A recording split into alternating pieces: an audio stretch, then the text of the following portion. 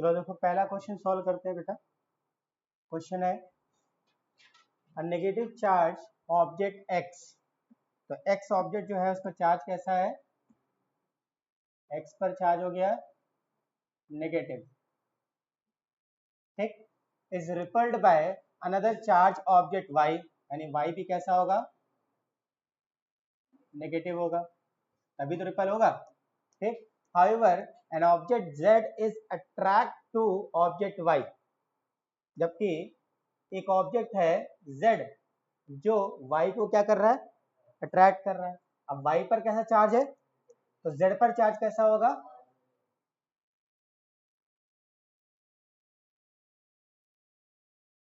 ठीक। Which of the following is the most possibility for the object.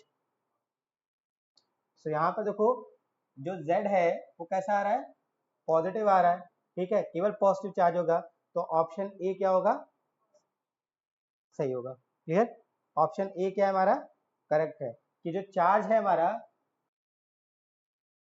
ठीक है। पढ़े अगला क्वेश्चन।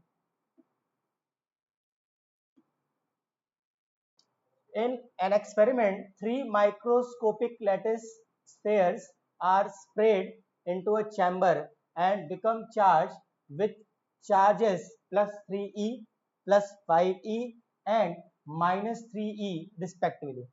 ठीक? All the three spheres come in contact simultaneously for a moment and got separated. Which one of the following are possible value for the final charge on the spheres? ठीक है, कह रहा है कि 3 स्फीयर हैं, microscopic है, इनको एक चैम्बर में स्प्रेड किया गया, तीनों पे जो चार्ज है वो कितना है, 3e plus 5e and minus 3, ठीक।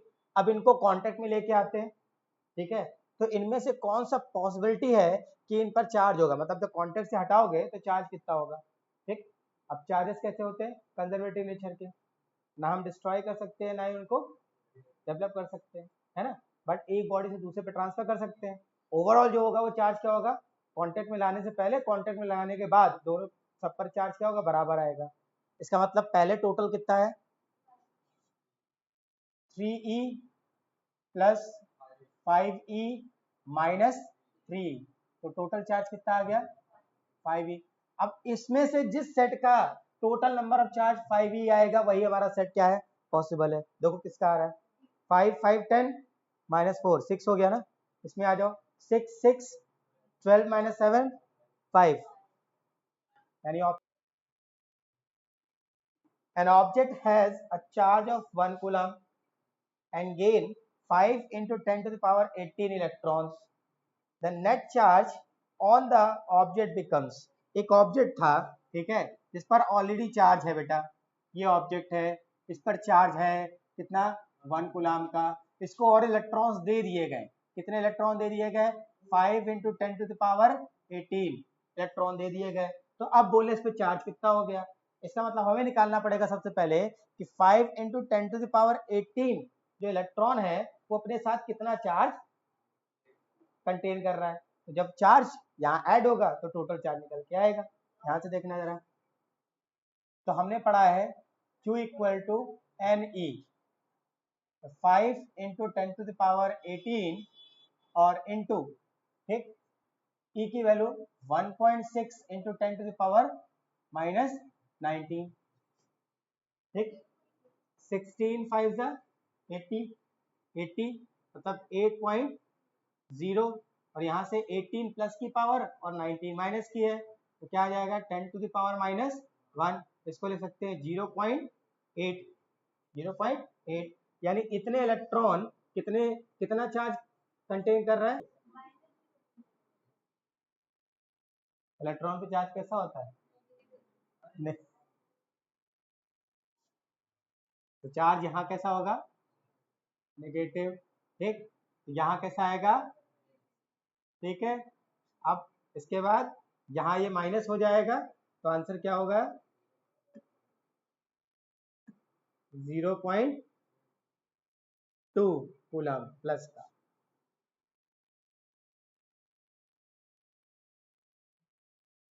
समझ गए। बड़े क्या करोगे नोट कर, पीडीएफ दे देंगे, आराम घर पे नोट करना। हाँ भाई अगला question, three charges q minus q and q not are placed as shown in figure. ठीक है, तो ये ओरिजिन हो गया, और ये जो इस चार्ज से डिस्टेंस वो a है, और इस चार्ज से जो डिस्टेंस वो कितनी है, a है। ठीक, the magnitude of net force on the charge q not at point o is, q not charge जो o पे रखा गया है, ठीक, इस पर माइनस क्यू और प्लस क्यू की वजह से टोटल या नेट फोर्स कितना होगा वो कैलकुलेट करना है। करें, शुरू करें, चलो देखो ध्यान से बेटा। देखो सबसे पहले पॉजिटिव चार्ज की वजह से जो फील्ड लगे वो कैसी होगी, फोर्स निकालना है, सॉरी, तो फोर्स कैसा लगेगा, अब ये क्योंकि ये क्यू नॉट है और ये पॉजिटिव, दोनों पॉजिटिव हो गए, तो ये रिपल्सिव फोर्स लगेगा, मान लिया कितना, F1। फिर नेगेटिव चार्ज इस पॉजिटिव चार्ज को क्या करेगा, अट्रैक्ट करेगा, तो फोर्स की डायरेक्शन ये हो गई, ये फोर्स हो गया F2। अब देखो दोनों फोर्स एक ही पॉइंट से स्टार्ट हो रहे हैं, कहाँ से, O से, ठीक, और पैरेललोग्राम की दो साइड रिप्रेजेंट कर रहे हैं, तो इनका रिजल्टेंट कहाँ चलेगा, डायगोनल से। हमें इस नेट फोर्स की वैल्यू को कैलकुलेट करना है। ठीक है, चलिए शुरू करते हैं।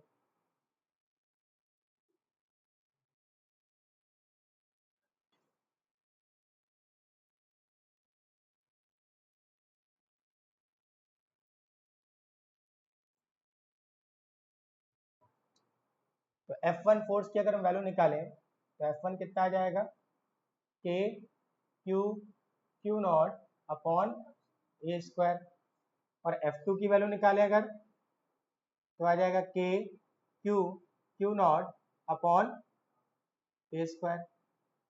डिस्टेंस तो ये है ना, ठीक, डिस्टेंस क्या है, फोर्स की वैल्यू सेम है और दोनों एक दूसरे पर 90 डिग्री पे हैं, तो अब रिजल्टेंट यानी नेट फोर्स कैसे निकालेंगे, एफ नेट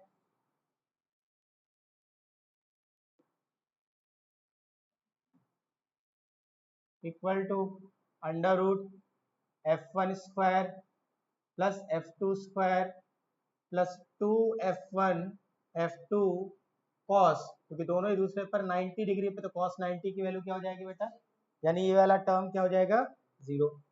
ठीक, अगर ये जीरो हो गया तो अब क्या होगा, F net equal to F1 यानी के Q Q not upon A square का होल स्क्वायर, ठीक, प्लस के Q Q not upon A square का होल स्क्वायर। अब रूट के अंदर देखो ये वैल्यू स्क्वायर में, ये भी स्क्वायर में सेम वैल्यू है, बाहर ले लेकर तो क्या आ गया, ये के Q Q not upon A square, ठीक है, और 1 + 1 क्या हो जाएगा, अंडर रूट टू, तो अंडर रूट टू के Q Q not upon A square, तो हमारा ऑप्शन कौन सा सही होगा बेटा, ऑप्शन सी। ठीक, कोई डाउट, समझ में आ गया, आगे बढ़े, क्लियर है ना, कोई डाउट तो नहीं किसी को। चलो नेक्स्ट क्वेश्चन, किया हुआ क्वेश्चन है ना ये, तो किया था यहाँ पे क्वेश्चन, निकाला था मैंने, F/5 आंसर इसका आएगा, सॉल्व करो।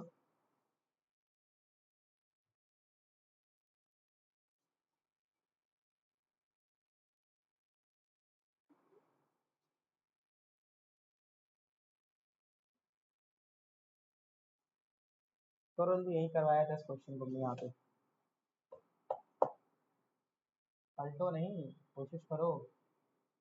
क्वेश्चन कह रहा है four objects W X Y and Z each of charge plus Q are held fixed at the four corner of the square of side D as shown in figure. Object X and Z are on the mid of the sides of the square. X and Z, इसका मतलब क्या हो गया कि Y से इसकी X की distance कितनी होगी, D/2, और W से इसकी डिस्टेंस कितनी होगी, d/2। ये भी मिड पे है तो ये इसकी लेंथ कितनी हो गई, d/2, और ये कितना हो जाएगा, d। इतनी कहानी हमें अभी तक समझ में आई, ठीक। Okay, the electrostatic force exerted by object W on x is F। W के थ्रू x पर जो फोर्स लग रहा है वो कितना है, F है। तो इसको लिख दे रहे हैं यहाँ पे जरा, हाँ इसको लिख देते हैं। तो force on x due to W equal to F which is equal to, क्या सेम है ना, तो K Q into Q square upon, और डिस्टेंस कितनी हो गई, d/2 का होल स्क्वायर। ये तो कह रहा है ना भाई, फोर्स की वैल्यू F है। अब इन दोनों पे चार्ज देखो, इस पर चार्ज Q है, इस पर चार्ज Q है, डिस्टेंस कितनी d/2 हो गई, हो गई। तो F equal to K Q1 Q2 upon R square. Q1 Q2 value same है तो Q इंटू क्यू क्या हो गया, Q स्क्वायर, ठीक। और डिस्टेंस कितनी है, यानी R दे रखा है d/2 तो इसका स्क्वायर, ये हो गया। कोई समस्या। अब कितना आ जाएगा यहाँ से, तो ऊपर पहुंचा दो तो 4K Q square upon d square. यानी यहाँ जो बोल रहा है ना कि जो ऑब्जेक्ट W है, x पर फोर्स F लगा रहा है, ये F फोर्स की value 4K Q square by d square होगी। बात समझ में आ गई। आगे, then the magnitude of the force exerted by object W on Z। W के थ्रू Z पर फोर्स कितना लगेगा, ठीक है। हमने पढ़ा है इलेक्ट्रोस्टैटिक फोर्स कैसा होता है, सेंट्रल फोर्स हमेशा उसी लाइन पर काम करेगा जो उन दोनों ऑब्जेक्ट या दो चार्जेस को मिलाने का काम करेगा। तो फोर्स किस पर काम करेगा, इस WZ पे काम करेगा, है ना। तो हमें इस WZ की डिस्टेंस निकालनी पड़ेगी। कैसे निकालोगे इसको भाई, पाइथागोरस कितना आएगा, √5 √5 अपॉन, और डी कहाँ गया, √5d/2। नहीं निकाल पा रहा तो निकाल लो भैया, पाइथागोरस अंकल को इस्तेमाल करो, ठीक है। √d² प्लस d/2 का होल स्क्वायर यानी d²/4, ठीक। यहाँ से कितना आ जाएगा, ये 4 और ये 5, d²/4 we can right, root के अंदर है पूरा ये, ठीक। So we can write it √5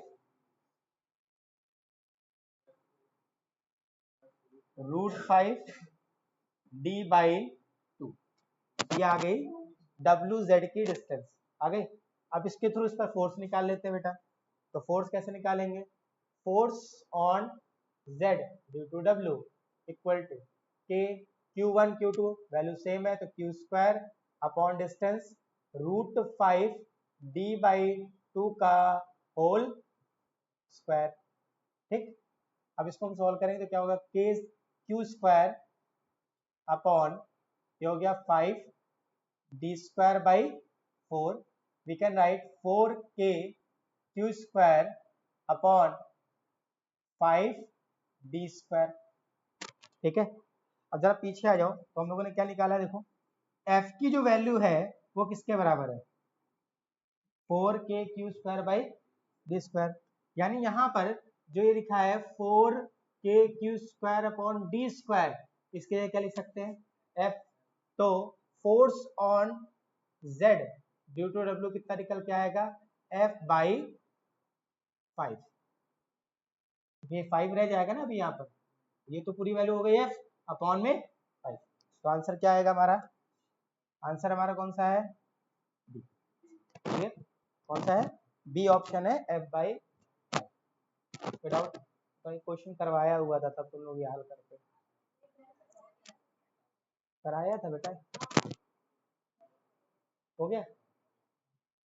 आगे बढ़े, चलो next question.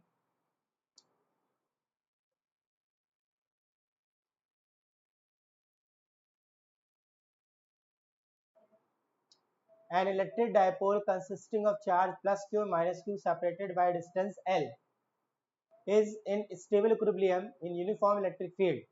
The electrostatic potential energy of the dipole, ये नहीं कर पाओगे, सॉरी, ये लगाओ, वो अगले चैप्टर का क्वेश्चन यहाँ पड़ गया पोटेंशियल का।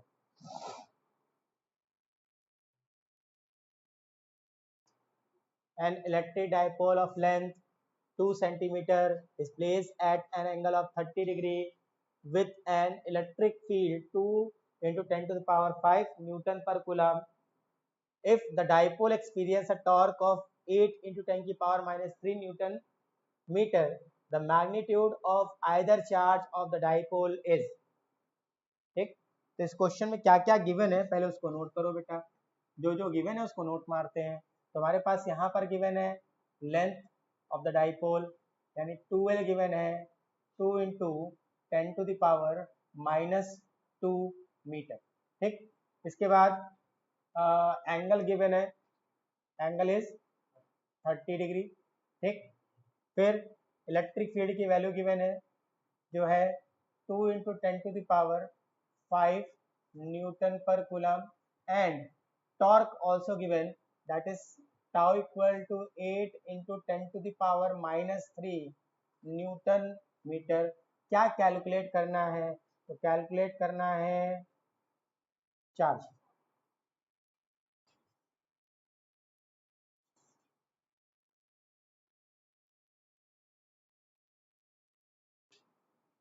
अगर हम P की वैल्यू निकाल लें तो क्या चार्ज हम निकाल सकते हैं, P मतलब डाइपोल मूवमेंट की वैल्यू निकाल लें तो चार्ज निकाल सकते हैं, क्योंकि डाइपोल मूवमेंट होता है P equal to Q into 2L।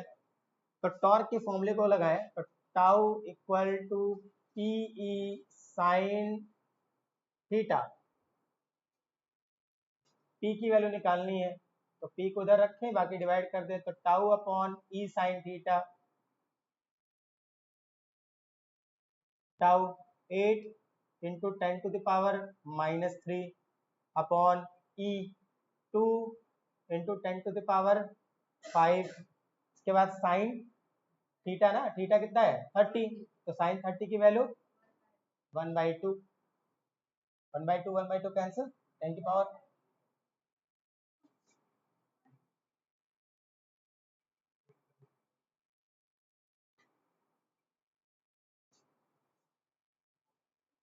तो 8 into 10 to the power minus 8। ठीक है, ये आ गया डाइपोल मूवमेंट, क्या आ गया डाइपोल मूवमेंट। अब निकालते हैं चार्ज, तो फॉर्मूला होता है हमारे पास P dipole movement P equal to Q into 2L, तो Q equal to P by 2L।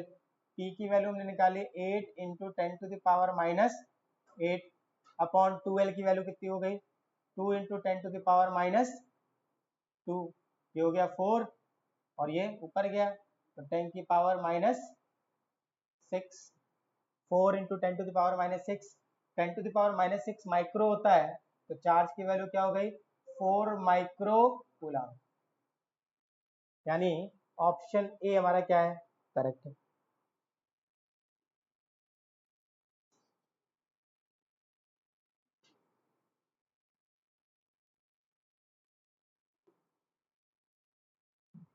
सारे फॉर्मूले बेटा एक जगह नोट करते चलो, एक जगह नोट कर लो। ठीक है, जब क्वेश्चन हो तो फॉर्मूले पे नजर बनाए रखो, फटाफट होगा। और क्वेश्चन में जो वैल्यू गिवन है पहले उसको नोट करो, तुमको समझ में आएगा क्या निकालना है और किस तरह निकाल सकते। ठीक, बढ़े आगे, अगले क्वेश्चन की ओर बढ़े।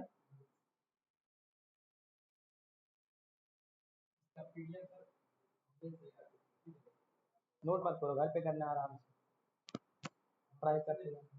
हाँ हाँ, समझते चलो बस खाली। An electric dipole placed in non-uniform electric field can experience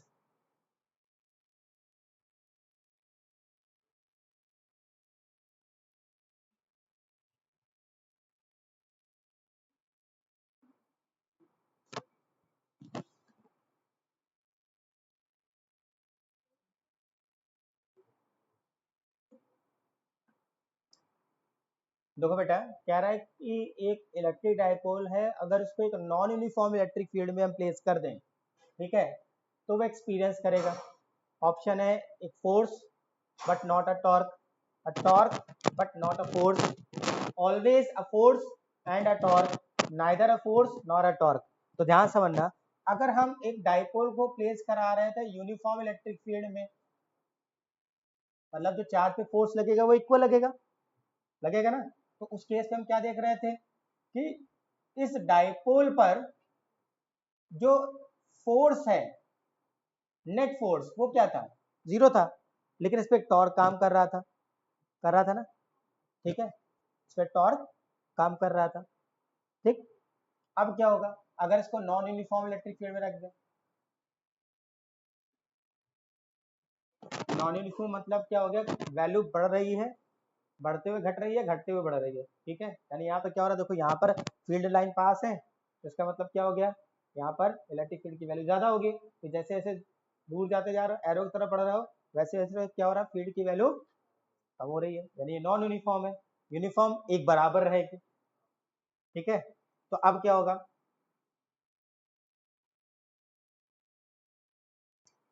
net force तो तभी जीरो होगा ना जब ये दोनों फोर्स बराबर लग रहा है। अब अगर हम रखेंगे तो दोनों चार्ज पर जो फोर्स लगेगा, फोर्स जो लगेगा वो इक्वल नहीं होगा, दोनों की वैल्यू इक्वल क्यों नहीं होगी। अगर हम एक डाइपोल को यहाँ पर प्लेस करा दें, यहाँ पर ऐसे, ये माइनस क्यू हो गया और ये प्लस क्यू, अब क्या होगा, यहाँ पर देखेंगे तो माइनस क्यू पर जो फोर्स लगेगा वो स्ट्रॉन्ग इलेक्ट्रिक फील्ड की वजह से लगेगा, तो फील्ड की वैल्यू क्या होगी, वहां पर ज्यादा है, तो फोर्स की वैल्यू क्या होगी, ज्यादा होगी।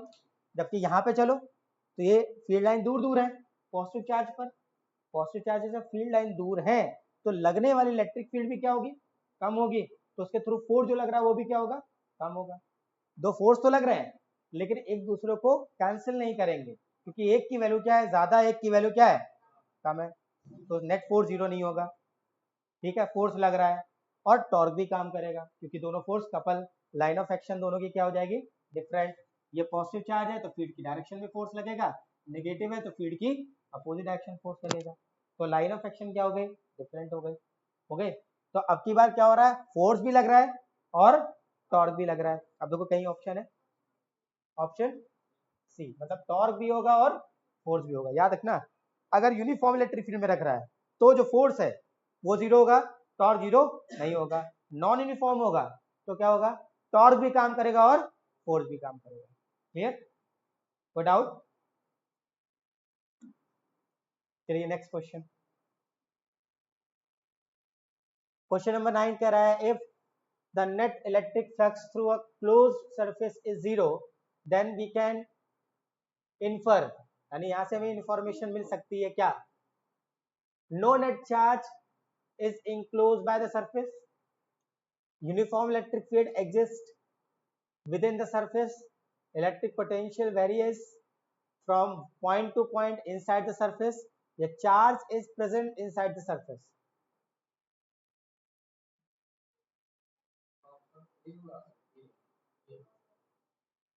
नो नेट चार्ज, क्योंकि जो फ्लक्स आएगा इलेक्ट्रिक फ्लक्स, वो क्या कहेगा कि जब तक कोई सरफेस चार्ज इंक्लोज ही नहीं करेगा, गॉस थ्योरम के according, according to the Gauss theorem phi equal to Q upon epsilon naught. अगर कोई सरफेस, गॉसियन सरफेस, कोई चार्ज ही इंक्लोज ना करे, ठीक है, मान लो ये गॉसियन सरफेस है, इसके अंदर कोई चार्ज नहीं है, या चार्ज जो है वो दो ऐसे चार्ज हैं इक्वल मैग्नीट्यूड बट अपोजिट, जैसे मान लो plus two Q and minus two Q, तो अब नेट चार्ज क्या हो जाएगा, जीरो, तो नो नेट, नो चार्ज हो गया ना, ठीक है। या तो गॉसियन सरफेस चार्ज इंक्लोज ना करे या करे तो इक्वल और अपोजिट हो, तो नेट चार्ज इसके अंदर कितना हो जाएगा, जीरो। जब चार्ज जीरो हो गया तो फ्लक्स की वैल्यू क्या होगी, जीरो, ठीक है। इसका मतलब ऑप्शन कौन सा हमारा सही है, क्लियर। अगला क्वेश्चन,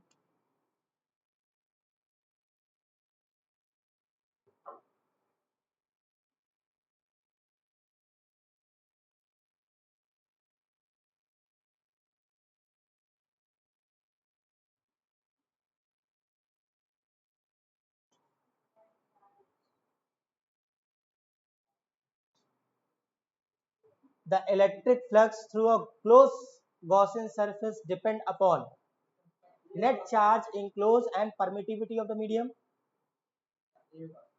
हाँ क्यू ए होगा। अगर हम गॉस थ्योरम के अकॉर्डिंग चले तो total flux is equal to Q upon, यहाँ पर फ्लक्स दो चीजों पे डिपेंड कर रहा है, पहला first on charge and second permittivity. Medium की परमिटिविटी चेंज होगी तो फ्लक्स की वैल्यू क्या होगी, चेंज होगी। इसका मतलब यहाँ पर जो ऑप्शन है ए वो हमारा क्या है, सही है। ठीक, साइज ऑफ गॉसियन सरफेस पे डिपेंड नहीं करेगा, क्योंकि याद होगा कल क्वेश्चन किया था ना, उसमें क्या कर रहे थे, रेडियस आर थी इसको 2r कर दिया, तो बोला क्या फ्लक्स में कोई चेंज होगा, नहीं होगा, तो सरफेस पे डिपेंड नहीं करेगा। ठीक, क्लियर है, आगे बढ़े नेक्स्ट।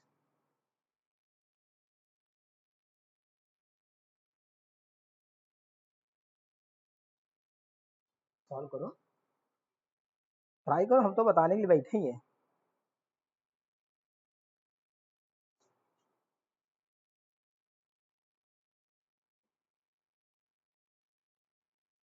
ये कहा गया, मैच खेल ले।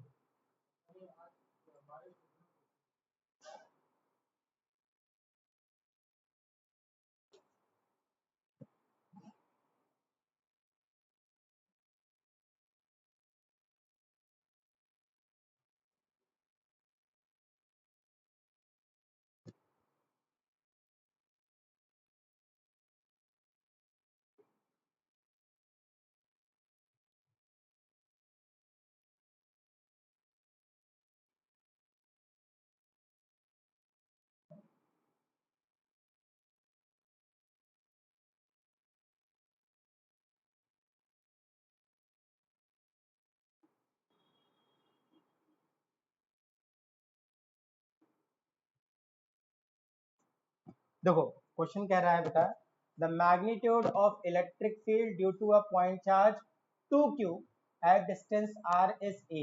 तो पहले इसको लिख लेते हैं जरा। तो आउटसाइड द सेल, यहाँ क्योंकि लिखा हुआ है r is greater than capital R, ठीक है, तो हमने पढ़ा है आउटसाइड द सेल जो वैल्यू होती है वो k q upon r square के बराबर होती है आउटसाइड। ठीक, so we can write this k, और चार्ज कितना है 2q, डिस्टेंस तो r ही है, यानी जो e की वैल्यू गिवन है वो क्या हो जाएगी k 2q upon r square. ठीक, अब क्या करना है, then the magnitude of electric field due to a uniformly charge thin spherical shell of radius capital R with total charge q at distance r/2। अब ये r जो था वो बहुत ज्यादा बड़ा है किससे, r से, तो r/2 कर दो, तो अभी क्या होगा, ग्रेटर ही होगा ना। तो आउटसाइड पॉइंट लगाएं तो आउटसाइड का फॉर्मूला फिर से लगाते हैं हम। ठीक है, इसको हम E1 बोल दे रहे हैं, तो E1 इक्वल टू के, चार्ज हो गया Q, और जो डिस्टेंस है वो कितनी हो गई r/2 का होल स्क्वायर। ठीक है, r/2 का होल स्क्वायर।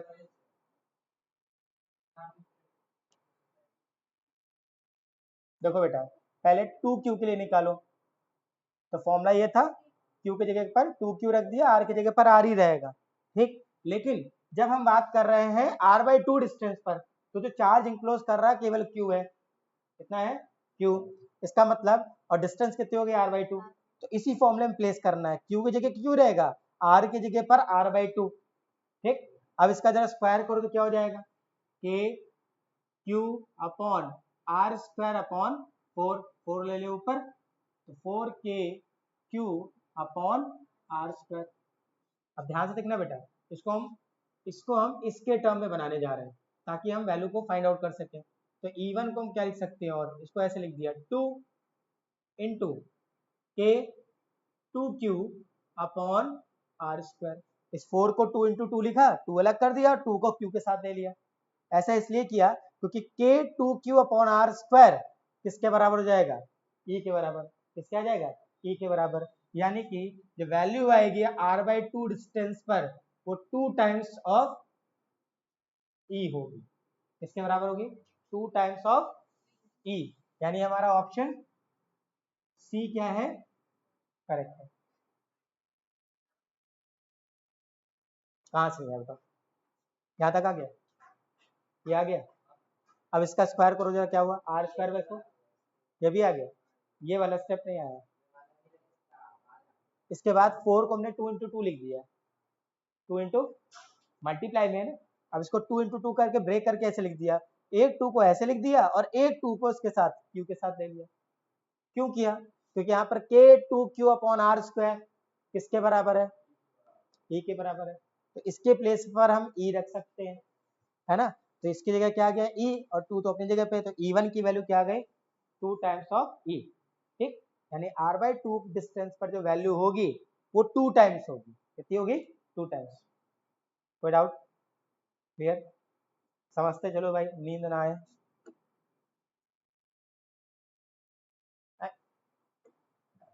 नेक्स्ट 12th,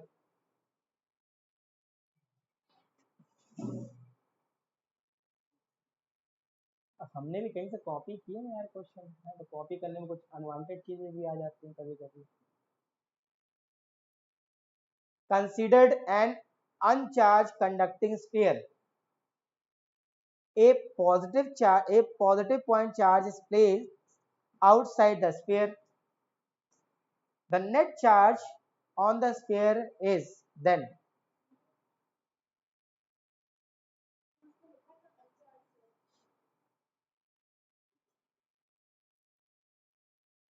फिर से पढ़ लो बेटा, considered an uncharged conducting sphere,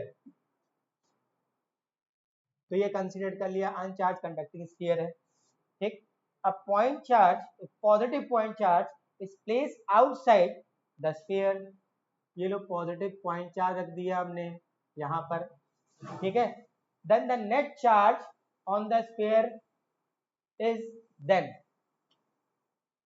bye the induction, अगर किसी कंडक्टिंग या कंडक्टर के पास हम किसी दूसरी चार्ज कंडक्टर बॉडी को लेकर के आए तो क्या होगा, इस पर चार्ज डेवलप होगा, इक्वल बट अपोजिट, अगर इस पर पॉजिटिव है तो इस पर कैसा होगा, कैसा होगा, नेगेटिव, और नेगेटिव चार्ज होगा वो यूनिफॉर्मली इस पर क्या होगा, डिस्ट्रीब्यूट होगा, तो ऑप्शन कौन सा हमारा दिख रहा है, ऑप्शन ए,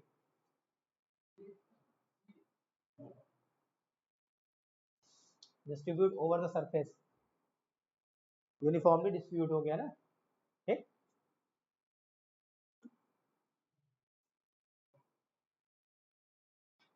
अच्छा ये जो Q1 Q2 साथ दिख रहा है ना, ये नीचे होने चाहिए Q1 Q2, ठीक, ये इस तरह से है, Q1 एंड Q2 इस तरह से, ये जैसे लिखे हुए हैं, ठीक।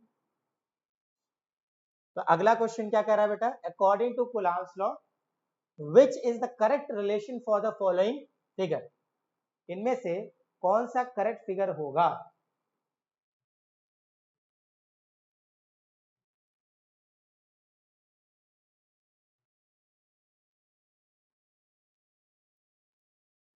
इनमें से कौन सा स्टेटमेंट करेक्ट है for the given figure,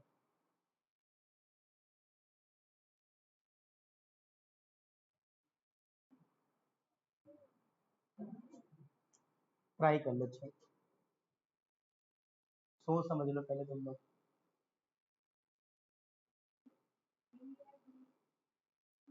be less than 0,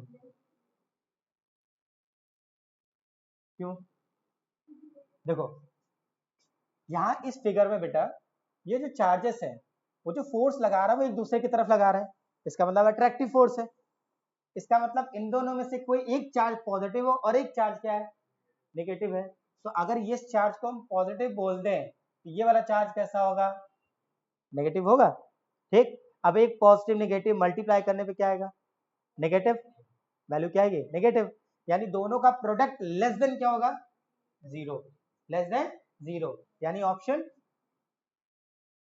B हमारा करेक्ट है,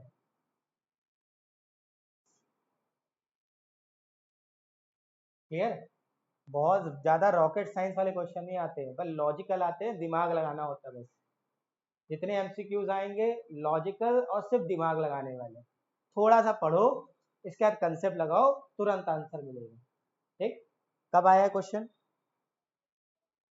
तुम्हारे 2 साल पहले वाली पीढ़ी के लिए आया था क्वेश्चन, ठीक है, अगला क्वेश्चन,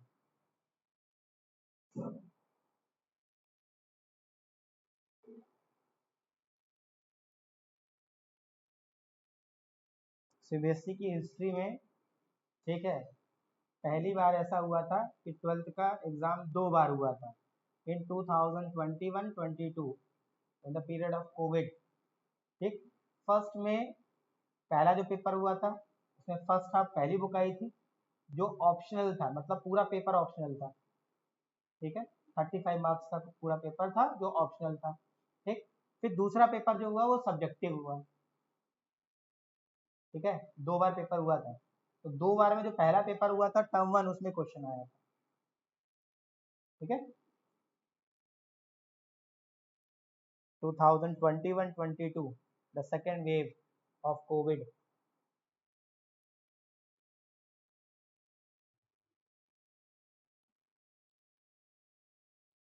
ये सोच रहा, काश कोविड निपट जाते, कहानी खत्म हो जाती। दिमाग में आ रहा होगा ना, काश कोविड, कहानी खत्म हो जाए, काहे पढ़ना पड़ता। कुछ नहीं होता यार, वो जो दिन भर घर में एसी में बैठे रहे ना, उन्हें कोविड हुआ है, बाकी किसी को कोविड नहीं हुआ। हमको देखो, 5-5, 6-6 किलोमीटर पैदल चलते थे, वो भी हाईवे के ऊपर, कोई फर्क नहीं पड़ता। लोग पुलिस को देख के भागते, तुम थाने के सामने घूम कैसे चले आते थे।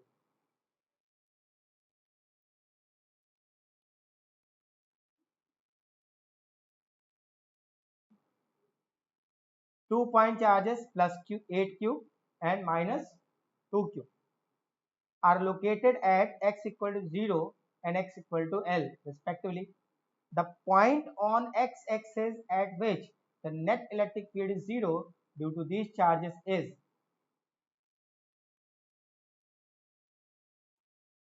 तो भैया मान लिया कि ये कोऑर्डिनेट एक्सिस ऐसे ले ले, ऐसे, ठीक है, ऐसे, कैसे, ऐसे, ऐसे, ये हो गया x इक्वल टू 0 और ये पॉइंट मान लिया यहाँ पर x इक्वल टू L, मतलब इन दोनों के बीच की डिस्टेंस कितनी हो गई। ठीक है, बात समझ में आ गई ना, ये पॉइंट और ये पॉइंट।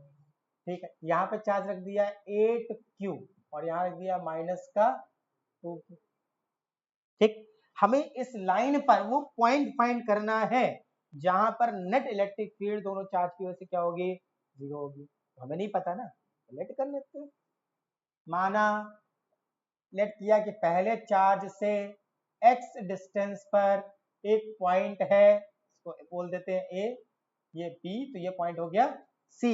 C पॉइंट है जहां पर इलेक्ट्रिक फील्ड की वैल्यू क्या होगी, 0 होगी। क्या ऐसा हो सकता है, बताओ, ऐसा हो सकता है, पॉसिबल है, इसी लाइन पर आएगा, पॉसिबल है।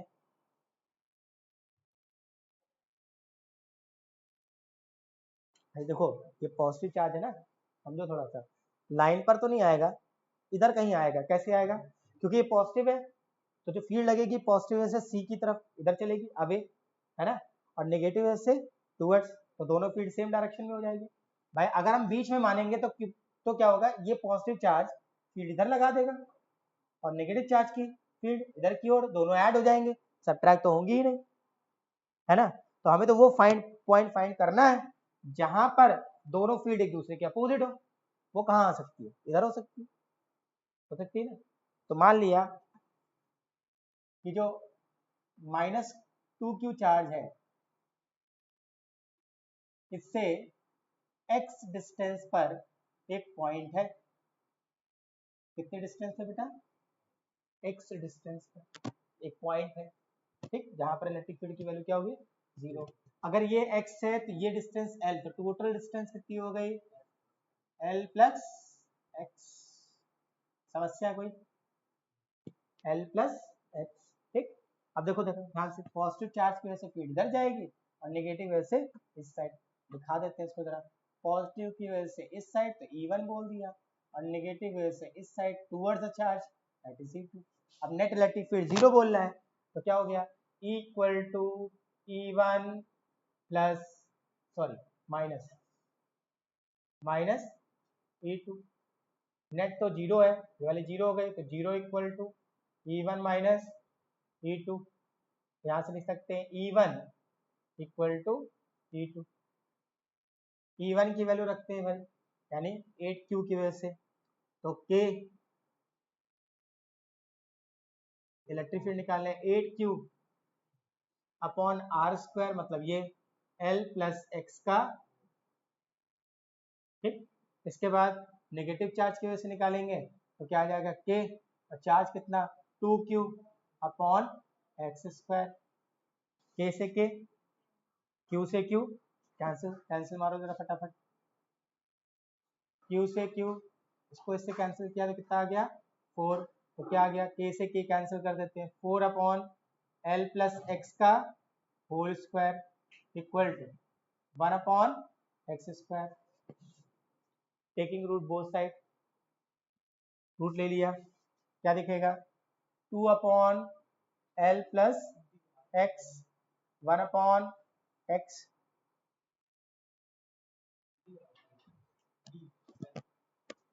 क्लियर हुआ।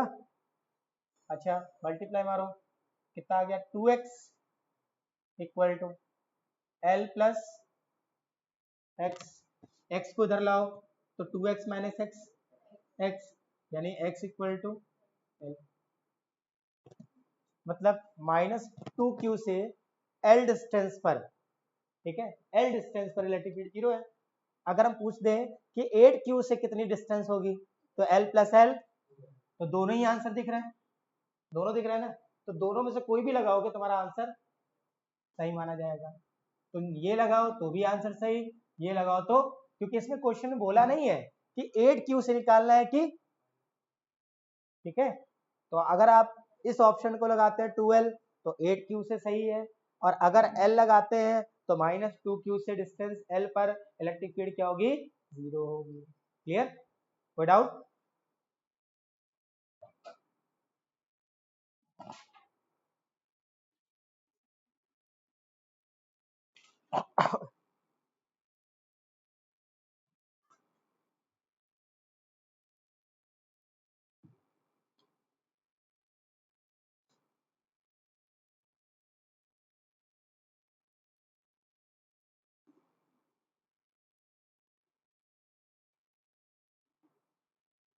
आगे बढ़े, अगला क्वेश्चन,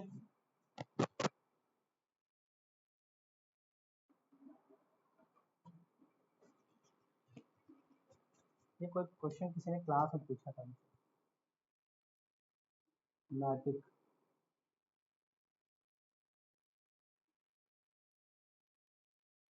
उसको समझाया समझ में नहीं आया, कोई बात नहीं बेटा, क्या ही कर सकते हैं,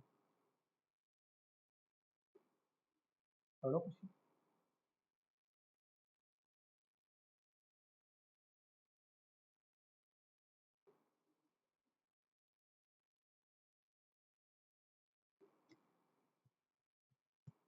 तो नेक्स्ट क्वेश्चन ये कह रहा है बेटा कि एक स्मॉल ऑब्जेक्ट है, ठीक, जिस पर चार्ज कितना है q है और इसका वेट कितना है mg है, ठीक, इसको अटैच किया गया है one end of the string of length l, length l, ठीक, okay, charge attach to a stationary support, the system is placed in uniform horizontal electric field E as shown in figure, the presence of electric field, the string makes constant angle theta with the vertical, the sign and magnitude of q is, q का जो sign है और जो magnitude है वो कितना होगा,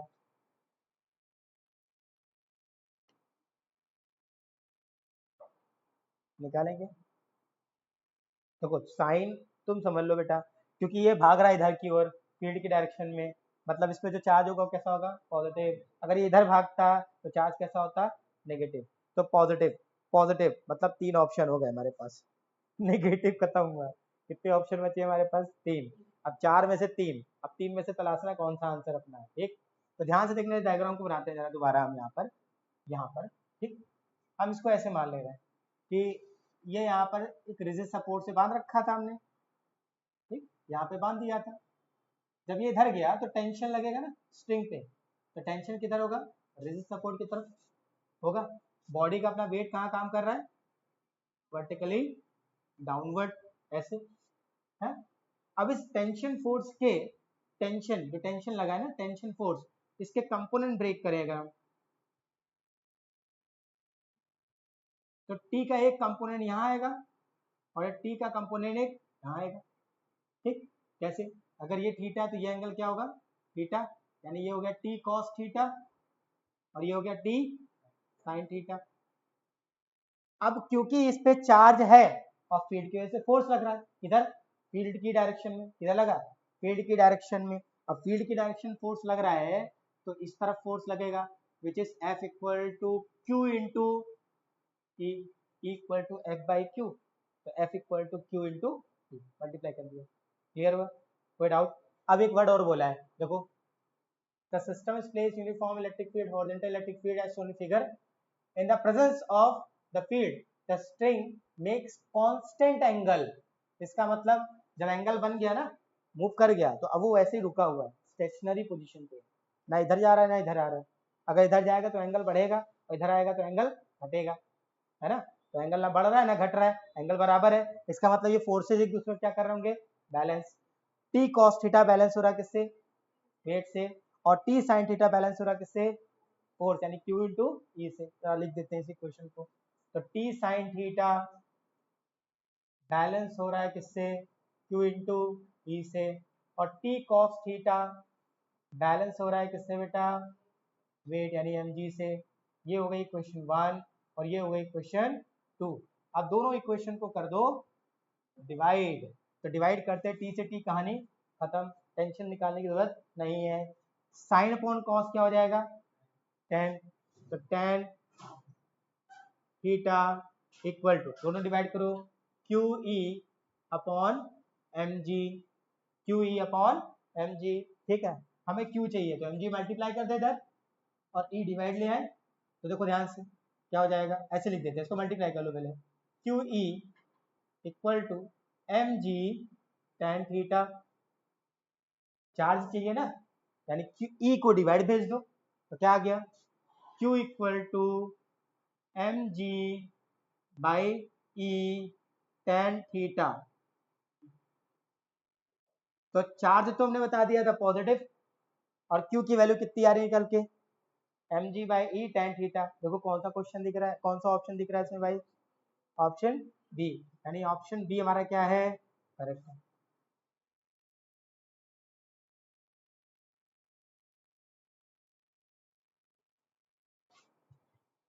समस्या?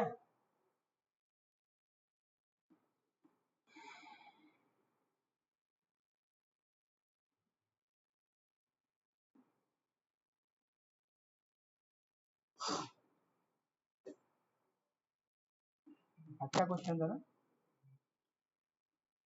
सीबीएसई ने जो सैंपल पेपर उतारा था ना, सीबीएसई में इस साल, उसमें ये क्वेश्चन था। चलो भाई अगले क्वेश्चन की ओर बढ़ते हैं।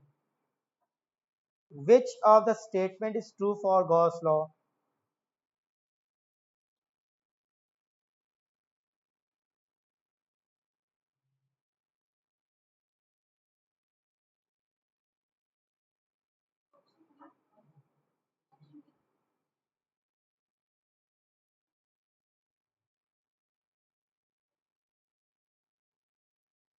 Option sure? इलेक्ट्रिक फील्ड क्या होगी? पढ़ लो चारों option. All the charges whether inside और outside the Gaussian surface contribute. गलत, केवल इनसाइड वाले होंगे, आउटसाइड से कोई लेने देना नहीं है। फिर electric flux depend upon the geometry of Gaussian surface. नहीं, क्योंकि गॉसियन सरफेस की कोई ज्योमेट्री नहीं होती है, कोई फिक्स शेप नहीं होता है, ठीक है, ज्योमेट्रिकल शेप होगा ही नहीं। फिर Gauss theorem can be applied to non uniform electric field, can be applied to non uniform electric field. फिर the electric field over the Gaussian surface remains continuous and uniform at every point, यानी option.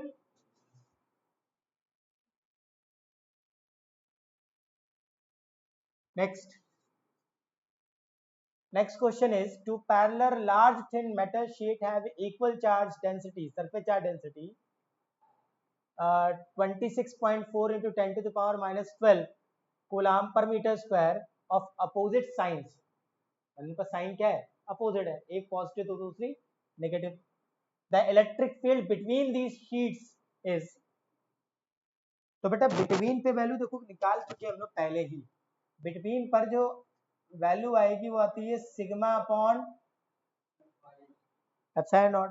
Sigma यानी surface charge density तुम्हारे पास given है, कितना है 26.4 into 10 to the power minus 12, और इसकी वैल्यू होती है 8.85 into 10 to the power minus 12। ठीक, तो इक्वल टू, देखो ये तो खत्म हो गई, पावर खत्म करो, 26.4 अपॉन 8.85, पॉइंट हटाते हैं, देखो यहाँ पर 2 जीरो, पहले जीरो बढ़ा लो, पॉइंट से पॉइंट खत्म, ये हो गया 2640 अपॉन 885, नाउ डिवाइडेड,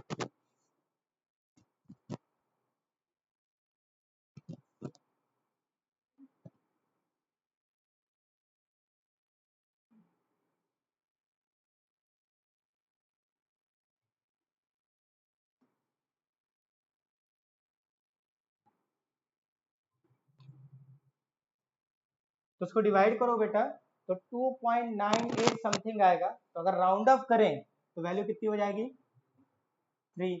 ठीक है, 2.98 समथिंग आएगा, उसको राउंड ऑफ करें तो कितना आ जाएगा 3। अब इलेक्ट्रिक फील्ड निकाली है तो न्यूटन पर कूलम, ऑप्शन पे दिख रहा है क्या, ऑप्शन। ठीक, कोई समस्या, चलो आगे बढ़े, अगला क्वेश्चन। नेक्स्ट क्वेश्चन कहता है which of the diagram correctly represent the electric field between the charged plate if a neutral conductor is placed in between the plates। ठीक है, क्वेश्चन समझ में आया, क्या कह रहा है कि हमारे पास इस डायग्राम में दो प्लेट्स हैं, ठीक है, पैरेलल प्लेट, एक पॉजिटिव और एक नेगेटिव, इसके बीच में एक हमने न्यूट्रल कंडक्टर रखा है। ठीक है, तो कौन सा डायग्राम इसमें पॉसिबल है।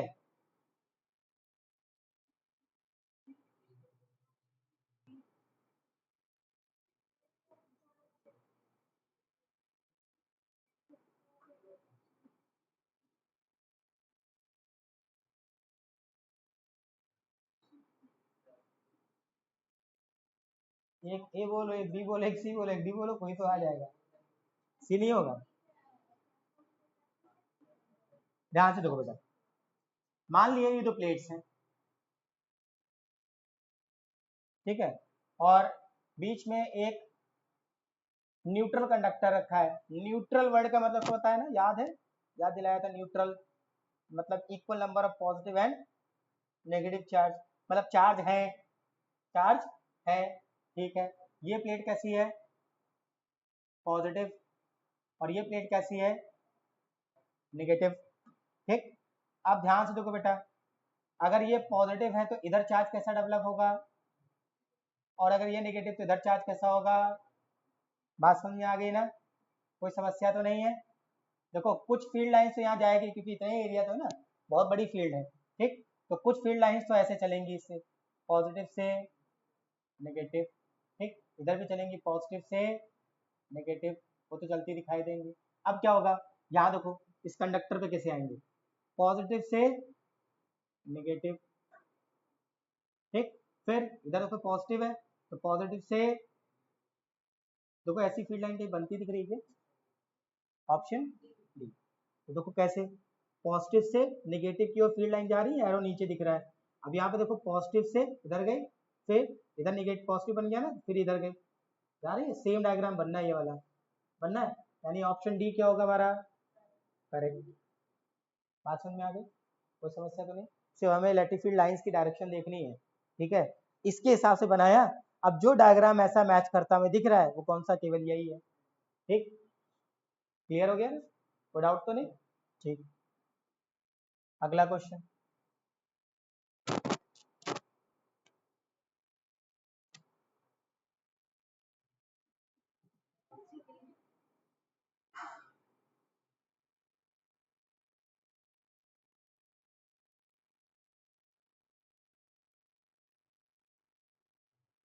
It is not a charged spherical shell. Uniformly charged sphere, solid. So the electric field from the center start increasing and maximum on the surface. If we go away from the surface, then the value of E decreases. Why? Because E is inversely proportional to R square. समझ है? E is inversely proportional to, तो पहले centre से लेकर surface तक value क्या होगी?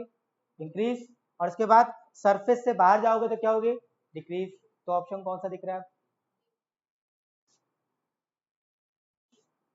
अगर चार्ज स्फेरिकल शेल होता तो क्या होता है? इनसाइड इलेक्ट्रिक फील्ड की वैल्यू क्या होगी? जीरो. तो ये रीजन इलेक्ट्रिक फील्ड जीरो बता रहा है. फिर यहाँ पर मैक्सिमम इलेक्ट्रिक फील्ड काम कर रही है. अब फिर बाहर चलोगे तो इलेक्ट्रिक फील्ड की वैल्यू क्या होगी? लगातार. क्लियर है? समझ में आ गया?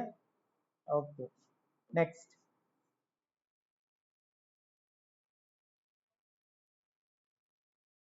A point positive charge is brought near an isolated conducting sphere. ठीक है? The electric field is best given by the figure 1, figure 2, figure 3, figure 4. Which one?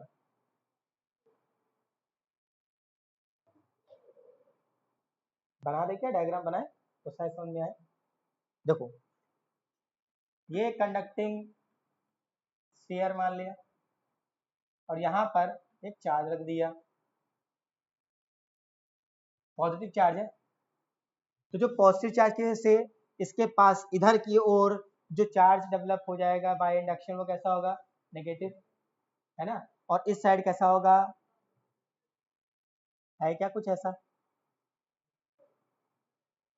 कौन सा है? देखो, इधर बन गया नेगेटिव और इधर बन गया पॉजिटिव. तो इधर फील्ड इससे इधर जाएगी और इधर फील्ड यहाँ से बाहर जाएगी, है ना. कौन सा ऑप्शन? सी. बेटा इधर पॉजिटिव बनना, इधर नेगेटिव, तो फील्ड लाइन देखो, पॉजिटिव बनना नेगेटिव, तो ऐसे तो चलेगी. कर्व्ड होती है ना, कुछ सीधी जाएंगी, कुछ ऐसे आएंगी. अब यहाँ पर भी क्या होगा? यहाँ से भी बाहर जाएगी, ऐसे ऐसे जाएगी. ठीक. अब नेगेटिव हो गया. अब पॉजिटिव की बात करें, चार्ज एक तो है नहीं, कई सारे चार्ज होंगे, तो फील्ड बाहर जाएगी इससे. ठीक है, फील्ड बाहर जाएगी, ऐसे कर्व लाइन होती है. कैसी होती है? कर्व, ऐसे. अब बताओ, कोई डायग्राम बनता दिख रहा है क्या ऐसा? ऑप्शन ए है यार, पॉजिटिव से नेगेटिव, फिर पॉजिटिव से बाहर. सो हो रहे हो क्या यार तुम लोग? हैं? जाग जाओ. अगला,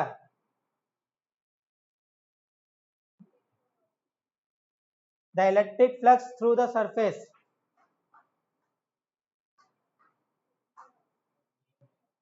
क्यों सेम रहेगा?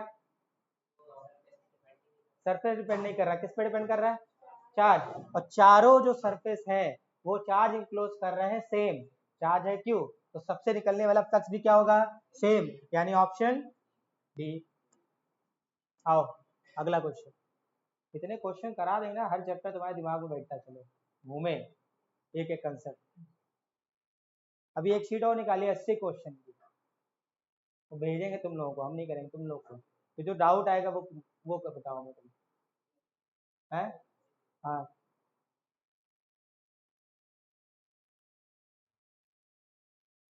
पहला टारगेट 23 नंबर, 23 नहीं 24 नंबर. 24 नंबर को ऐसा तैयार करना है कि 24 तो जाए ही नहीं. ठीक है. फिर इसके बाद जो लॉन्ग क्वेश्चन हो तो कुछ ना कुछ डेरिवेशन मिल ही जाएंगे हमें. ठीक. तो गिरी से गिरी हालत में 50 नंबर तक हम लोग पहुंच सके, फिर तैयारी करेंगे 70 में 70 की, या फिर 60 65 की. ठीक. मतलब फेल नहीं होगा कोई, पहला चांस ही लेंगे, कोई फेल नहीं होना चाहिए. ठीक. तो 24 नंबर तो बिल्कुल पक्के तैयार करके चलने, फेल नहीं होना. उसके बाद तैयारी करेंगे परसेंटेज बनाने की.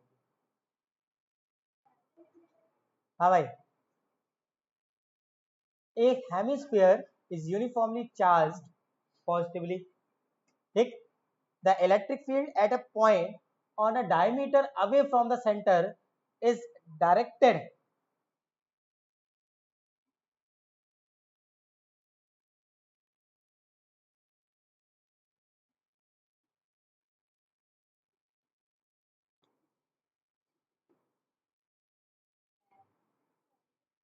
Parallel, sure.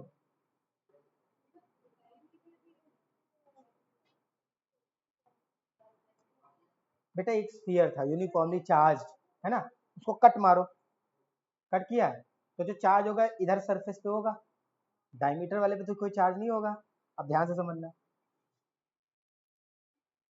ऐसे बना दो, ठीक है, कोई समस्या तो नहीं। चार्ज यहाँ पर है, बाहर नहीं है, अंदर नहीं है, बाहर।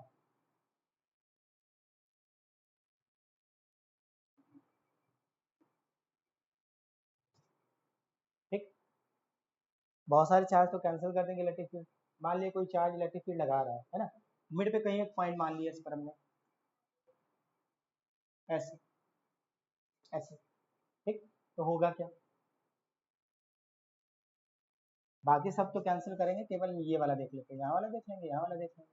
अब कुछ फील्ड तो ऐसे लगेंगी और कुछ फील्ड ऐसे लग सकती है, लग सकती है पक्का। बहुत सारी पैरेलल जो होंगी वो एक दूसरे को कैंसिल कर देंगे। अगर हम केवल दो चार्ज ये वाले ले लें, अगर ध्यान से बोलना, ठीक, इसकी वजह से फील्ड कैसी लगेगी, पॉजिटिव ना, फील्ड ऐसे जाएगी, और इसकी वजह से फील्ड कैसी लगेगी, हाँ है ना। अब एक ही पॉइंट से स्टार्ट हो रही है और पैरेललोग्राम की दो साइड रिप्रेजेंट कर रही है, तो इनका रिजल्टेंट कहाँ जाएगा, सॉल्व नहीं करना है, कहाँ जाएगा, परपेंडिकुलर। अब मान लो ये दोनों चार्ज ले लो, ठीक, अब मान लो ये दोनों चार्ज ले लो, तो हर दो चार्ज की वजह से जो फील्ड लग रही है वो कैसी लग रही है, परपेंडिकुलर लग रही है ना। अच्छा ये वाला चार्ज ले लो तो फील्ड कैसी लगेगी, परपेंडिकुलर। तो mid point of the diameter पर कहीं पर भी अगर हम ले रहे हैं तो जो फोर्स लग इलेक्ट्रिक फील्ड लग रही है वो कहाँ लग रही है, अपवर्ड लग रही है, तो perpendicular to the diameter, option A हमारा करेक्ट है। क्लियर हो गया, कोई समस्या, देख लो दो चार्ज लेकर बनाया, आगे दो चार्ज लेकर बना लो, ठीक है, ये वाला चार्ज ले लो, यहाँ चार्ज ले लो, ये दोनों, तो फील्ड कैसे लगाएंगे, ऐसे, और ये लगाएगा ऐसे, तब भी पैरेललोग्राम बनेगा, परपेंडिकुलर आएगा, ठीक है, तो perpendicular to the diameter, perpendicular to the diameter. क्या बहुत कुछ करने के लिए था क्या इसमें, लेकिन पढ़ने के बाद तुम लोग घबरा गए इसको, कि अब क्या होगा इसमें, पैरेलल बता डाला तुम लोगों ने। अगला क्वेश्चन, अभी बताया था ना थोड़ी देर पहले, सेम आ गया। अगला,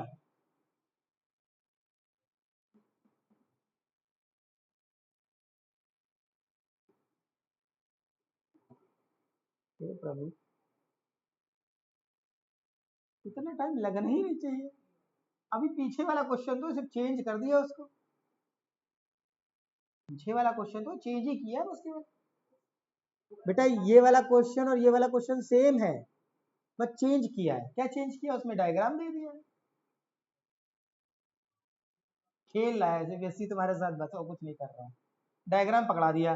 देखो ये फील्ड कैसी है, क्या यूनिफॉर्म है, देखो यहाँ पर पास पास है, यहाँ क्या है, दूर है, और उसमें क्या रख दिया, एक डाइपोल रख दिया ना। नॉन यूनिफॉर्म इलेक्ट्रिक फील्ड होगी तो फोर्स भी होगा और टॉर्क भी होगा, फोर्स भी काम करेगा और टॉर्क भी काम करेगा, तो कौन सा ऑप्शन,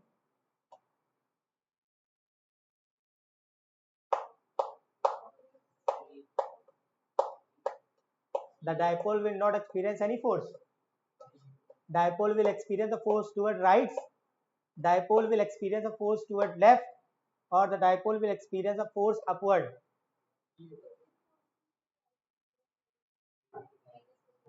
पॉजिटिव चार्ज की तरफ लगेगा ना, किधर लगेगा, तो कौन सा हुआ, टुवर्ड्स राइट, ऑप्शन। अगला,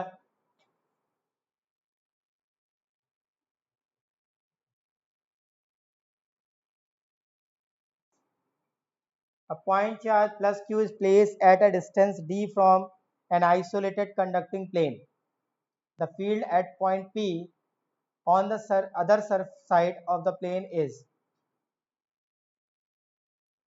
भी पढ़ देते हैं क्वेश्चन, सुनिए।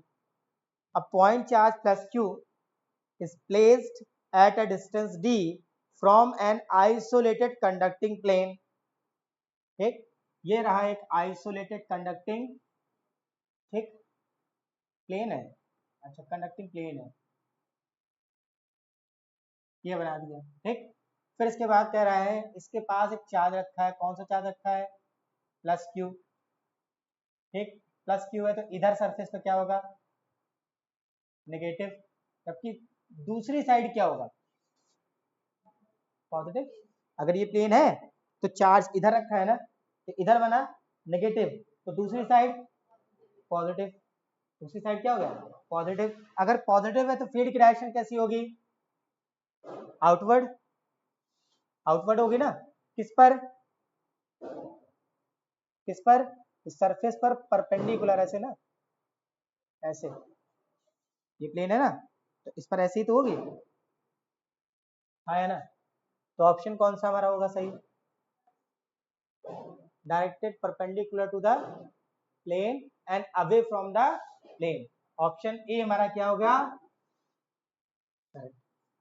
कोई समस्या, हाँ हो गया, दिन में दिवाली सवार हो गई, कौन है, फिर से बताएं।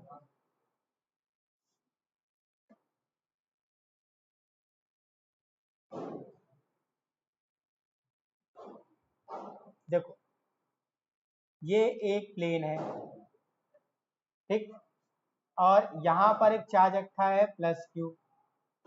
अगर प्लस क्यू चार्ज रखा है तो ये जो प्लेन है ऐसे, इस साइड क्या बनेगा, by induction negative charge, positive है तो क्या बनेगा, नेगेटिव।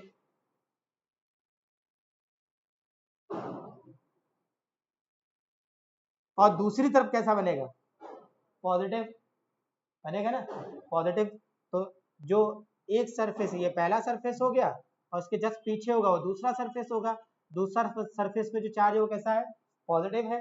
पॉजिटिव है तो फील्ड की डायरेक्शन कैसी होगी, ऐसे तो जाएगी,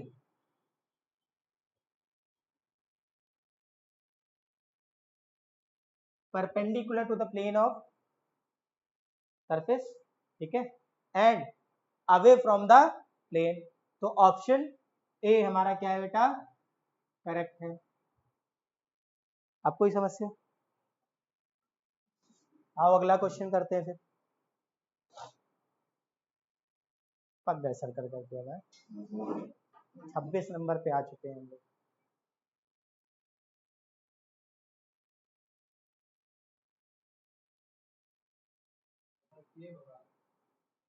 If close integration E dot ds equal to 0 over surface, then electric field inside the surface and on it is 0. On it तो 0 नहीं होती भाई, inside जरूर निकाला हम लोगों ने, है ना। The electric field inside the surface is necessarily uniform.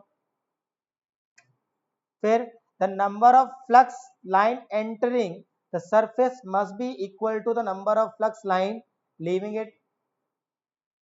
All the charges must be necessary be outside the surface. मतलब जितना चार्ज है वो सरफेस से कहाँ है, बाहर है, सरफेस के अंदर कोई चार्ज नहीं है। तो उस केस पर जो phi E dot D S है, integration E dot D S, वो क्या होगा, 0 होगा, क्योंकि गॉसियन सरफेस कोई चार्ज इंक्लोज कर ही नहीं रहा है। जब चार्ज इंक्लोज नहीं कर रहा है तो क्या होगा, आप ये भी लगा सकते हो, ऑप्शन ये भी सही है और ऑप्शन ये भी सही है,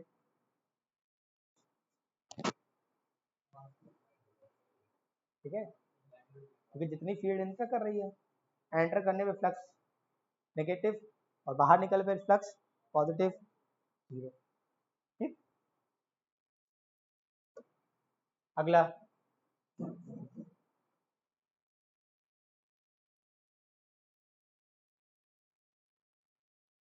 next question, two charges are at distance d apart in air, coulomb force between them is F.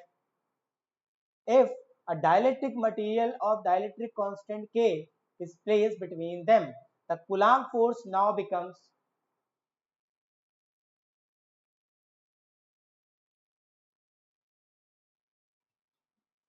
तो हम लोगों ने कुछ फॉर्मूले पढ़े थे बेटा, उसको लिख देते जरा है।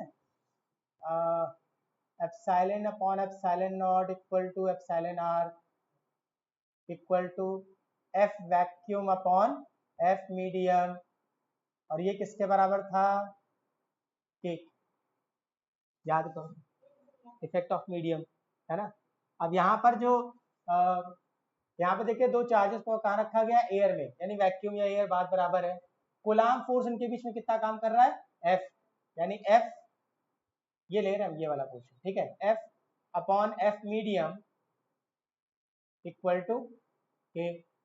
हमें कहाँ निकालना है, इफ डाइलेक्ट्रिक मटेरियल यानी मीडियम आ गया, क्या आ गया, मीडियम प्लेस कर दें तो फोर्स कितना होगा, यानी इसको इधर भेज दो, ये डिवाइड कर दें तो क्या आ गया, F medium equal to F upon K, यानी जो वैक्यूम में फोर्स था मीडियम में फोर्स उसका 1/k टाइम्स हो जाएगा, कितना हो जाएगा, 1/k टाइम्स, यानी ऑप्शन ठीक।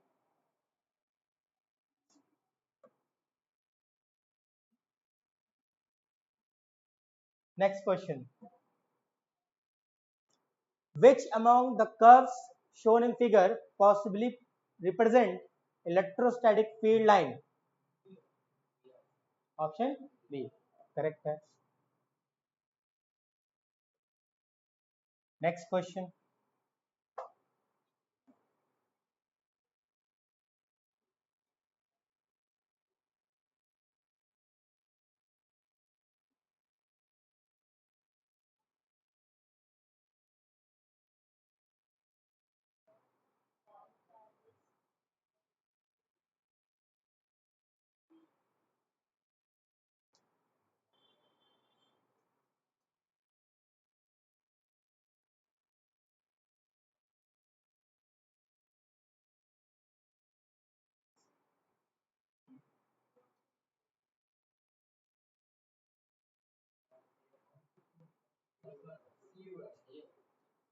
सी bye,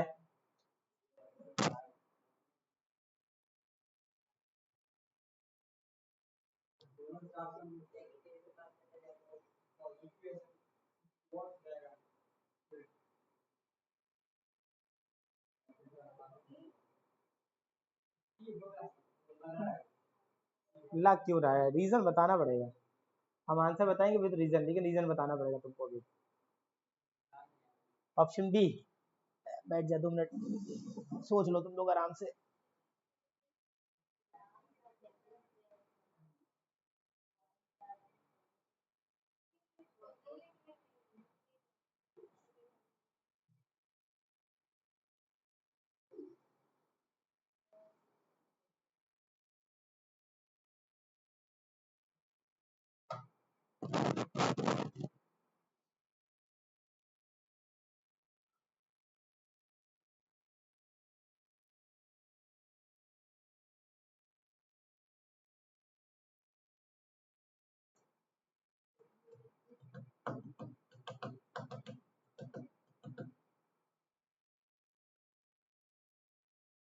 According to Coulomb's law, the 2 point charges placed at distance r will repel and attract to each other.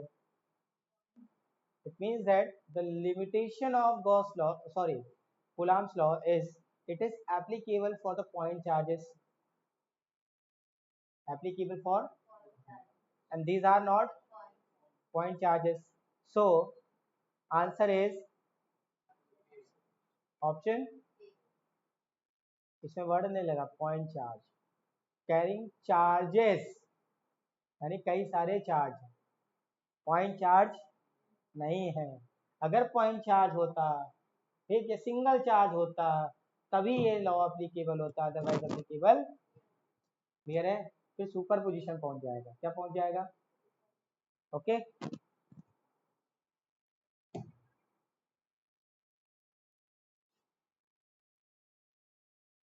CBSE 2022 set 2,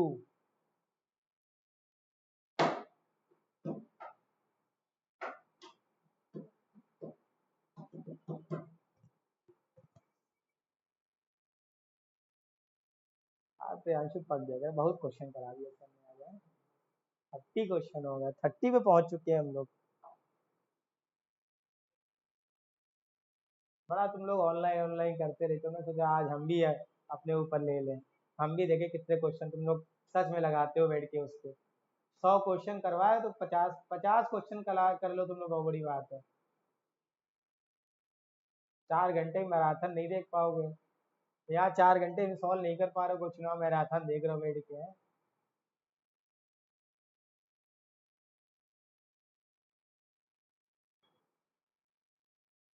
square sheet of side A करवा चुके हैं क्वेश्चन, ठीक है।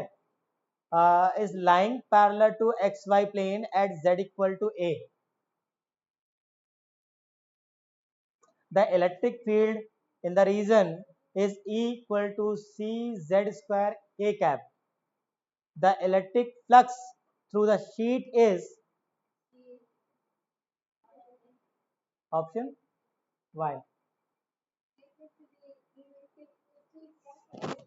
देखो बेटा, पहले तो बनाओ एक्सेस,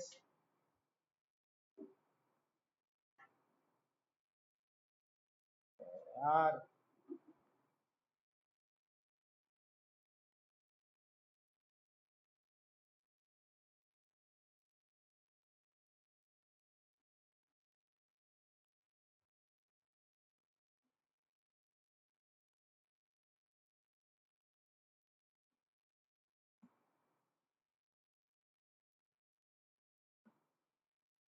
ये मान लिया z है, ये y है और ये x है, मतलब जो एक्स वाई प्लेन होगा वो ये प्लेन होगा, y ऐसे z इधर, ये वाला प्लेन जो हो गया वो क्या हो गया, एक्स वाई प्लेन। मतलब जो अब स्क्वायर रखा है वो इसके पैरेलल रखा है, ऐसे क्या रखा है, ऐसे, ठीक। इसका मतलब स्क्वायर को बना दें ऐसे,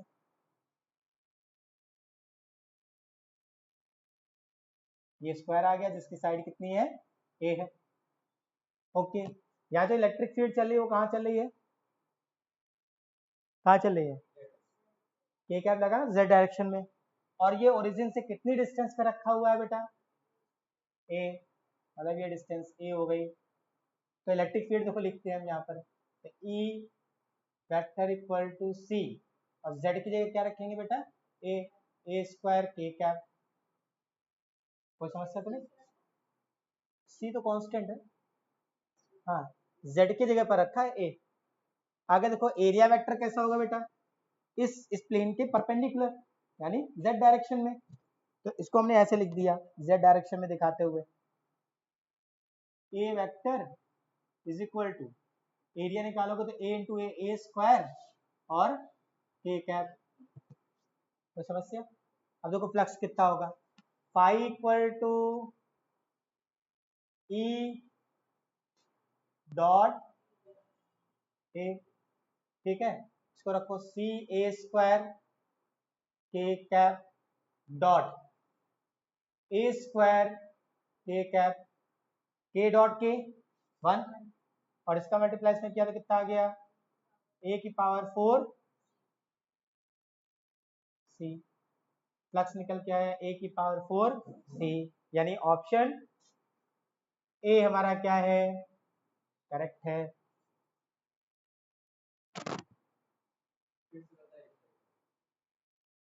कहाँ से नहीं आया, फिर से बताएं, चलो देखो ध्यान से, ये हमारी एक्सेस है, कोई फिक्स नहीं है कि इसको एक्स मानना है हर बार, जेड मान लिया इसको हमने, ये वाई मान लिया, और ये हमारा एक्स है, एक्स ये नहीं है, एक्स कहाँ है, ये है, मतलब जो वाई एक्स या एक्स वाई प्लेन होगा वो ये है।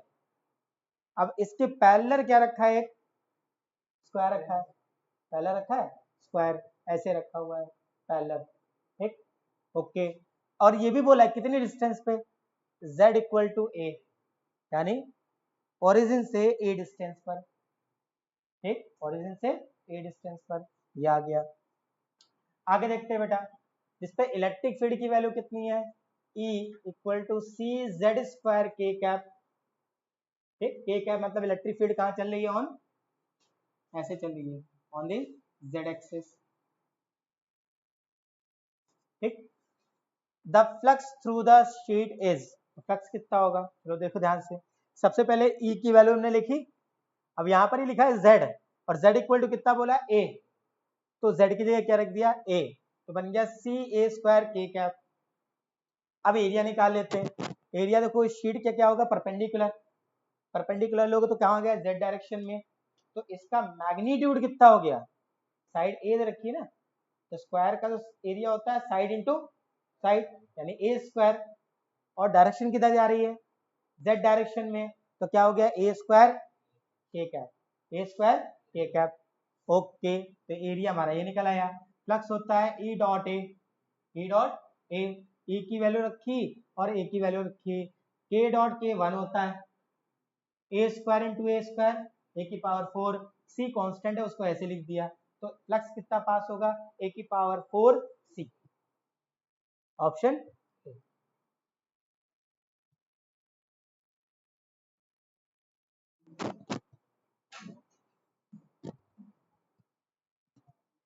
क्वेश्चन नहीं खत्म हो रहा है, टाइम बढ़ता जा रहा है, क्वेश्चन नहीं खत्म होंगे। कितने क्वेश्चन करो बेटा, हम निकाल के सारे ले आए हैं। ये भी क्वेश्चन देखो सिंपल, सैंपल पेपर जो सीबीएसई ने उतारा था 2022 में, उसका क्वेश्चन है। क्या कहीं जाना है क्या, केमिस्ट्री क्लास है? हाँ करो। 2 point charges placed in a medium of dielectric constant 5 and at a distance r between them experience an electrostatic force F। 2 point charges है जिसको एक मीडियम में रखा गया है, उसका डायलेक्ट्रिक कांस्टेंट कितना है 5 है, और उनके बीच की डिस्टेंस कितनी है r है। ठीक, इन दोनों के बीच जो फोर्स लग रहा है वो कितना है F है। The electrostatic force between them in vacuum at same distance r will B.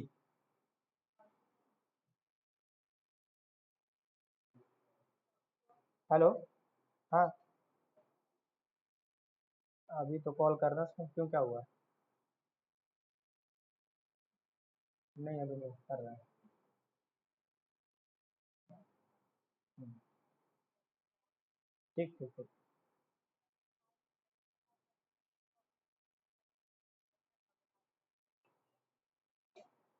ठीक ठीक ठीक।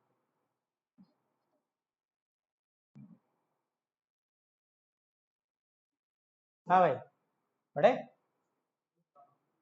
अभी बड़े, तुमसे कुछ नहीं होगा यार, अभी बताया हमने, F vacuum upon F medium equal to K, equal to K. हमें वैक्यूम में निकालना है, तो F vacuum equal to K F medium. Medium में फोर्स कितना है बेटा एफ, और के की वैल्यू कितनी है 5, तो वैक्यूम में फोर्स कितना हो गया 5। है कोई ऑप्शन, है कोई ऑप्शन? ठीक, रॉकेट साइंस लगवा रहे हैं यार तुम लोगों से, इजी इजी क्वेश्चन पता नहीं लग, दिमाग ही नहीं लगा रहे हो तुम लोग। ऐसे क्वेश्चन जब आ जाते बोरियाते रहते, सर पीछे में तो पढ़ाया ही नहीं था यार, ऐसा क्वेश्चन कुछ भी ऐसा कुछ। दिमाग, ये कंसेप्ट है, कंसेप्ट जब यहाँ बैठेंगे तभी तुम ऐसे क्वेश्चन कर पाओगे, रट्टा मार नहीं हो पाएगा भाई फिजिक्स में। केमिस्ट्री में इक्वेशन रट लिया कि हाँ ये नेमिंग इक्वेशन रटो, आ जाएंगे। ठीक, केमिस्ट्री का पेपर एनसीईआरटी बैक एक्सरसाइज लगा लो, पूरा पेपर एनसीईआरटी से होता है। फिर इसका पेपर 2 से 3 क्वेश्चन एनसीईआरटी से हो गए, बाकी सब बाहर से होंगे, इसलिए बी रेडी। अगला,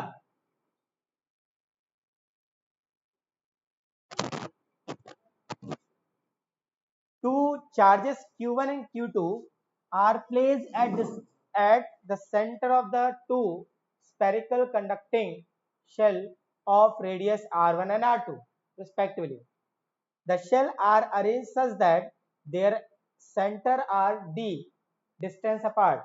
The force on q2 due to q1 is, थोड़ा सा क्वेश्चन ने घुमाया, बच्चा अपने आप घूम गया। अरे कूलाम्स लॉ क्या कहता है, न्यूटन के थर्ड लॉ को फॉलो करेगा ना, तो एक जितना फोर्स लगा रहा हो तो दूसरे पे लगाएगा। यहाँ क्या बोल रहा है देखो जरा, फोर्स किस पर निकालना है, Q2 पर, किसकी वजह से, दोनों की वजह से, एक दूसरे थोड़ी निकालना है।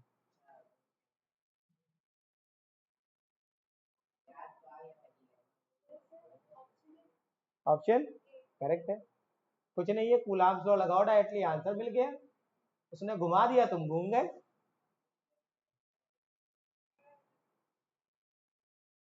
दोनों के सेंटर के बीच की डिस्टेंस कितनी है, डी। ठीक, दो चार्ज ऐसे रखे हैं लाइन पर, डिस्टेंस दी है, तो इनके बीच लगने वाला फोर्स क्या होता है, कूलाम्स लॉ के अकॉर्डिंग के Q1 Q2 अपॉन, तो Q1 Q2 upon d square. तो ऑप्शन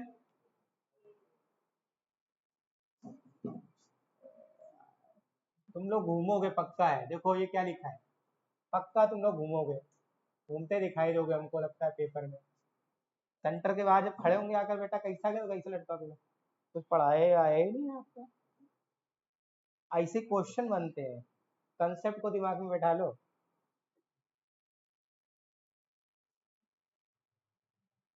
श्री क्वेश्चन नहीं खत्म हुआ, ये भी क्वेश्चन कब आया है बेटा, कब आया है, यानी जो एग्जाम है उससे पहले वाले, इस वाले में वो तो 24 काउंट होगा, इसके पहले वाले 23।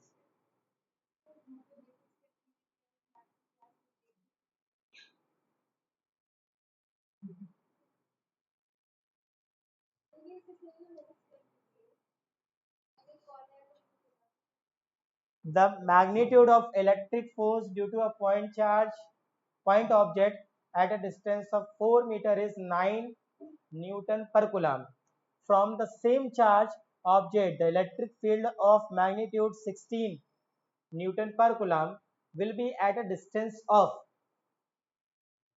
क्वेश्चन क्या कह रहा है सुनो, कह रहा है कि एक पॉइंट चार्ज है, पॉइंट चार्ज ऑब्जेक्ट है, ठीक, इसके इससे 4 मीटर की डिस्टेंस पर जो इलेक्ट्रिक फील्ड आ रही है वो इतनी है, ठीक, तो उसी ऑब्जेक्ट से कितनी डिस्टेंस पर इलेक्ट्रिक फील्ड की वैल्यू 16 न्यूटन पर कूलम होगी। मतलब मान लो ये ऑब्जेक्ट है, ये ऑब्जेक्ट है, इस पर चार्ज कितना है, मान लो क्यू, पॉइंट चार्ज बोला है, क्यू बोल दिया, इससे 9 मीटर की डिस्टेंस, 4 मीटर डिस्टेंस पर जो इलेक्ट्रिक फील्ड आ रही है वो कितनी आ रही है बेटा, इलेक्ट्रिक फील्ड कितनी आ रही है, 9 न्यूटन पर कूलम, ठीक, तो इसी ऑब्जेक्ट से कितनी डिस्टेंस पर इलेक्ट्रिक फील्ड की वैल्यू 16 न्यूटन पर कूलम होगी।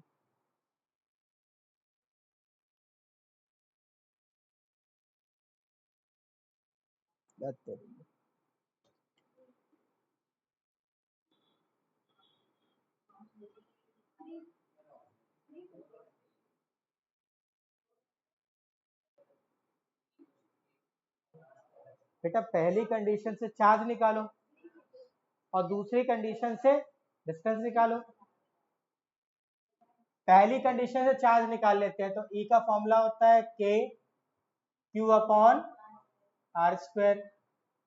ई की वैल्यू कितनी तुम्हारे पास, 9, पहली कंडीशन पे जब 4 मीटर की बात कर रहा है, 9, ठीक, इक्वल टू के की वैल्यू 9 इंटू 10⁻⁹, चार्ज की वैल्यू यहाँ फाइंड करेंगे, डिस्टेंस कितनी बोला 4 मीटर, 4 का स्क्वायर 16, 9 से 9 कैंसिल, 16 इधर पहुंचा, ये डिवाइड किया, तो Q इक्वल टू 16 अपॉन 10⁻⁹, यानी 16 इंटू 10⁻⁻⁹, ऐसे ही रखो, ठीक।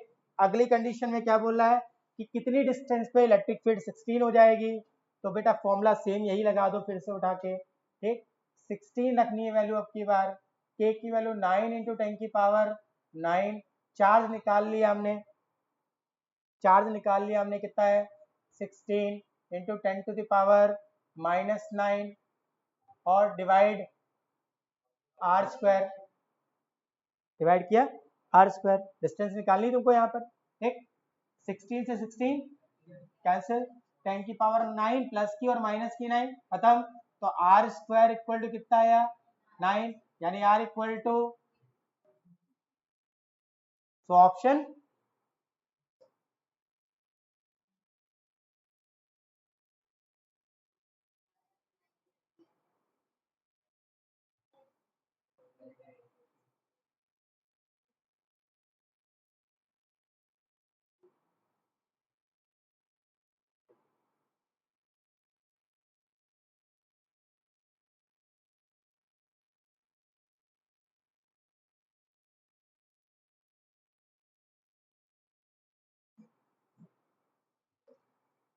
नेक्स्ट,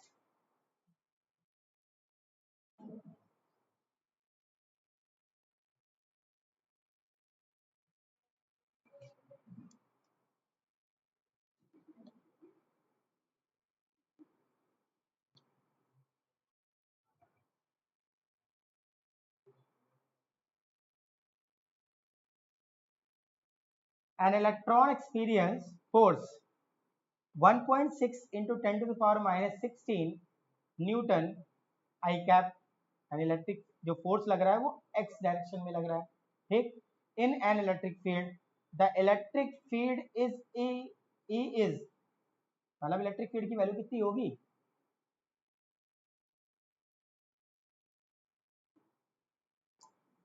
एक इलेक्ट्रॉन है उस पर फोर्स लग रहा है इतना, कहाँ, एक्स डायरेक्शन में, तो उस इलेक्ट्रिक फील्ड की वैल्यू कितनी होगी,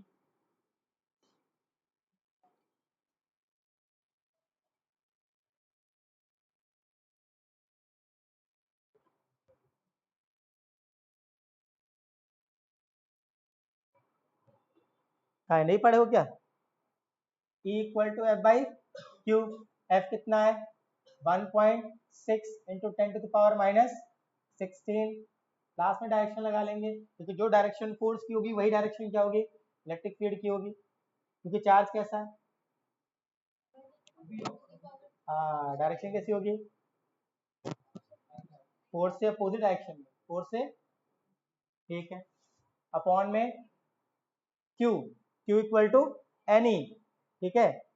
फिर से समझ लो बेटा, दोबारा फिर समझा दे रहे हैं, देखो ध्यान से, यहाँ पर इलेक्ट्रॉन है, क्या है, इलेक्ट्रॉन, तो इलेक्ट्रॉन हमेशा फील्ड की अपोजिट डायरेक्शन में चलता है, अगर इलेक्ट्रॉन पर फोर्स पॉजिटिव एक्स एक्सिस से लग रहा है तो इलेक्ट्रिक फील्ड की डायरेक्शन किधर होगी, नेगेटिव, ठीक है, यानी माइनस वो आएगा आएगा, ठीक, यानी हमारा ऑप्शन बी और डी करेक्ट हो सकता है, ठीक। अब ध्यान से देना, according to formula equal to F upon Q, F 1.6 into 10 to the power minus 16, minus sign नहीं लगा रहा, अभी हम केवल मैग्नीट्यूड निकालना है, डायरेक्शन तो समझ में आ गई, पॉजिटिव से अपोजिट डायरेक्शन क्या आएगी, negative, Q equal to N E, एक ही इलेक्ट्रॉन है तो n की वैल्यू हो गई 1, और E होता है 1.6 into 10 to the power minus 19, ठीक, ये कैंसिल हुआ तो 1 बचेगा, 1 into 10 to the power 16 minus के, और ये ऊपर गया तो 10 की पावर 19 प्लस की, ठीक, कितना बचा यहाँ से, 3 पावर बचेगी, तो E इक्वल टू कितना आ गया, 1 इंटू 10 टू द पावर 3, ठीक। अब डायरेक्शन किधर होगी, इलेक्ट्रॉन के मोशन की अपोजिट डायरेक्शन में, ठीक है, यानी माइनस एक्स एक्सेस, तो कौन सा आंसर दिख रहा है बेटा, क्योंकि इसमें नेगेटिव है, इसमें क्या है, पावर पॉजिटिव है, तो option B, option B is correct option.